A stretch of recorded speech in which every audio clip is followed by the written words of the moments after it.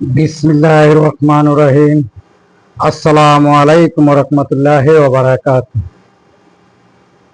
যারা শিশু দর্শনকারী এবং শিশু হত্যাকারী, যারা এই ধরনের নোংরা কাজ করে, তাদেরকে আসলে এমনভাবে সাজা দেওয়া উচিত যাতে তারা তিলে তিলে তারা শেষ হয়, প্লাস তাদেরকে দেখা অনুযায়ী প্রকাশ্যে এমন সাজা দেওয়া হোক যাতে তাদেরকে দেখে নতুন করে কেউ এই পথে পাও না বাড়ায়।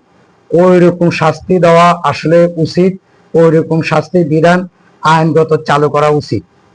কারণ এমন ভাবে শাস্তি দিতে হবে জনসম্মুখে, তাদেরকে এভাবে শাস্তি দেন, দর্শনকারীকে এভাবে শাস্তি দেন যেটা ইসলামে আছে।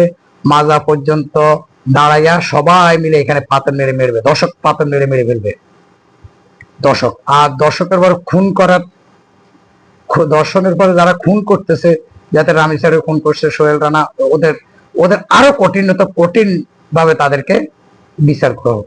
কারণ ওইভাবে যখন বিচার করবেন জনসম্মুখে, জনগণের হাতের উপর দিয়ে, তখনই দেখবেন আপনার হাজার হাজার লোক যখন দেখবে, তখন কিন্তু অনেকে সচেতন হবে। না হলে ওই যে জেলে দিয়ে রাখবেন 1 বছর, ওর ভিতরে কি ফাঁসি দিয়ে লাগবেন, ওটা কেউ জানবে কেউ জানবে না, এবং এটাতে সচেতন হবে না।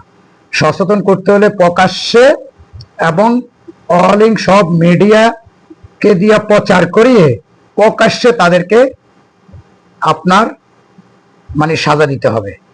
এগুলি যদি চালু করতে পারেন, এগুলি যদি চালু করেন, সরকারের অবশ্যই এগুলি চালু করা প্রয়োজন। কারণ না হলে এই দর্শন ঠেকাইতে পারবেন না এবং বলাৎকারীগুলোকে ঠেকাইতে পারবেন না। কারণ এখন মিডিয়া যুগ অ্যাভেলেবেল দেখা যাচ্ছে, এগুলি কিন্তু যুগ যুগ ধরেই হয়ে আসতেছে। কারণ ওরা হলে এমন নিকৃষ্ট লোক, ভালোর ঘরেও এরকম নিকৃষ্ট 2-1 জন হয়, কারণ খারাপগুলো তো খারাপ আছে।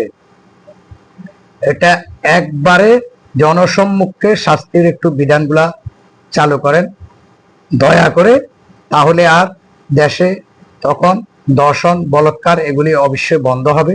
প্রকাশ্যে শাস্তির একটু ব্যবস্থা করেন, এমন ভাবে ব্যবস্থা করবেন যাতে জনসম্মুখে শাস্তিগুলো হয়। আল্লাহ হাফেজ। বিসমিল্লাহির রহমানির রহিম। আসসালামু আলাইকুম রহমতুল্লাহি ওয়া বারাকাতুহু।